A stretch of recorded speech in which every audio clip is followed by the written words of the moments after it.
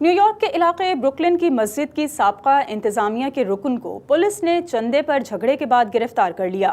Election کے ذریعے 11 سال بعد نئی کمیٹی نے مسجد کا انتظام سنبھالا تھا۔